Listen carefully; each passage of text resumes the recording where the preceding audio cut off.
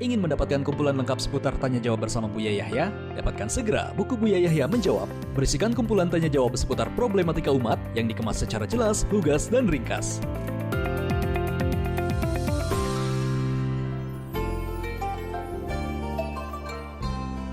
Assalamualaikum Buya. Assalamualaikum. Saya mau minta pendapat kepada Buya tentang ibu saya. Kebetulan ibu saya 6 tahun ini mengalami stroke yang mengakibatkan tidak bisa beraktivitas sama sekali, hanya terbaring saja. Tapi semenjak stroke itu emosinya kadang tidak stabil. Terkadang kami khususnya, saya sebagai anak dan bapak saya terkadang kewalahan juga menghadapi ucapan dan sikap ibu saya selama kami beraktivitas. Ibadah juga agak terhalang, malah bapak saya memutuskan tidak berjualan lagi karena menjaga ibu dengan baiknya. Dan saya yang coba bekerja, ikhtiar demi kehidupan sehari-hari. Tapi kadang saya kalau mau keluar ikhtiar atau ibadah ke masjid tuh dipesankan, jangan terlalu lama. Jadi saya kadang tidak leluasa untuk beraktivitas dan ibadah juga. Sedangkan kebutuhan sehari-hari harus ada. Ibu saya inginnya kita tuh ada di rumah terus. Bapak saya juga kadang ingin ibadah kalau mau ke masjid tidak boleh lama-lama. Bagaimana solusinya kalau seperti itu? Sedangkan saya juga ingin ikhtiar untuk orang tua dan ibadah juga ingin bisa tenang. Mohon pencerahannya Bu ya. Baik, kami sampaikan kabar gembira kepada Anda yang bertanya dan ayahanda Anda. Ketahuilah bahwa untuk semuanya, siapapun yang di rumahnya diberi oleh Allah satu orang sakit, sebetulnya Allah telah meletakkan magnet keberkahan di rumah tersebut. Harus paham mana ini. Jika sebuah keluarga di dalam rumahnya ada satu orang yang sakit, maka sesungguhnya Allah telah memberikan magnet keberkahan, bahkan sumber keberkahan di rumah tersebut. Siapa yang mendapatkannya? Yang mendapatkannya adalah yang paling serius dalam merawat orang sakit. Dan Allah berfirman dalam hadis qudsinya bahwa Allah bersama orang yang sakit. Allah bersama orang yang sakit. Maknanya kebersamaan Allah. Makna kebersamaan Allah di sini adalah pengkabulan doa dari orang sakit. Rahmat yang Allah turunkan kepada semua orang yang ngurusi orang yang sakit. Maka sudah benar Anda. Ayahanda Anda benar menjaga ibunda yang sakit. Dan Anda bagi tugas, subhanallah.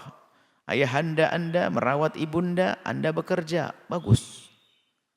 Adapun jika ibunda Anda menghendaki Anda sering di rumah, itu makna kerinduan, kecintaan. Jangan dianggap sebagai sesuatu yang negatif. Tinggal bagaimana caranya saja untuk pandai-pandai mencari waktu untuk bisa bekerja, cari uang. Adapun beribadah ke masjid dan sebagainya, Anda tidak usah pergi ke masjid jika ternyata Anda dibutuhkan oleh ibunda agar di rumah. Anda bisa menemani sholat. Bahkan jangankan kok sholat fardu biasa. Sholat Jumat pun jika ternyata di rumah kita ada orang sakit yang perlu ditemani oleh kita, sementara yang lainnya juga nggak ada dan dipilih kita, atau ada yang lainnya tapi dekat dengan kita, maka tidak wajib Jumatan kok. Indah dengan Allah itu mudah. Anda bisa sholat di rumah Anda.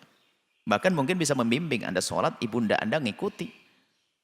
Beliau stroke, Masya Allah. Stroke itu banyak keinginan, akan tapi tidak bisa. Mungkin dia adalah termasuk orang yang pengen sholat tahajud ini, cuman karena fisiknya. Dia wudhu sendiri nggak bisa dan sebagainya. Perlu dikasih sayangi. Itu saja. Jadi urusan bekerja, memang Anda mencari nafkah, harus Anda mencuri waktu, pandai-pandai menyiasati waktu atau berdiskusi yang baik dengan ayah.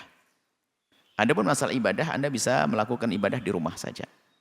Anda sering ke rumah, Masya Allah. Anda pandang itu berkah. Ibunda. Ibunda yang sehat saja mengundang keberkahan, apalagi ibunda yang sakit. Hai hamba Allah.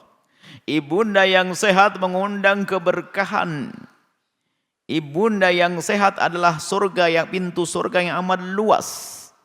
Apalagi yang sakit. Apalagi yang sakit. Berlomba-lombalah wahai anak di saat merawat ibunda. Dan awas, kami ingatkan lagi, awas, terlintas di hatimu karena capek mengurusi ibundamu lalu berkata di dalam hati, kapan ibunda wafat? Hati-hati, tersembunyi di hati kedurhakaan yang dalam itu.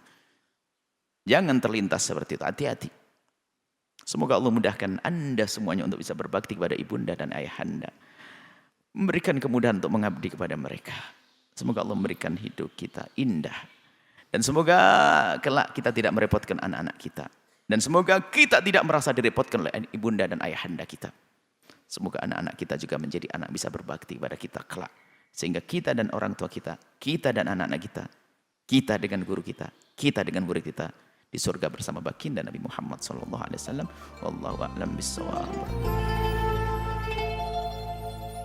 Sahabat Al-Bahjah TV, setelah menyaksikan video ini, jangan lupa bersolawat kepada baginda Nabi Muhammad. Shollu ala Nabi Muhammad. Allahumma sholli alaihi wa ala alihi wa sahbihi.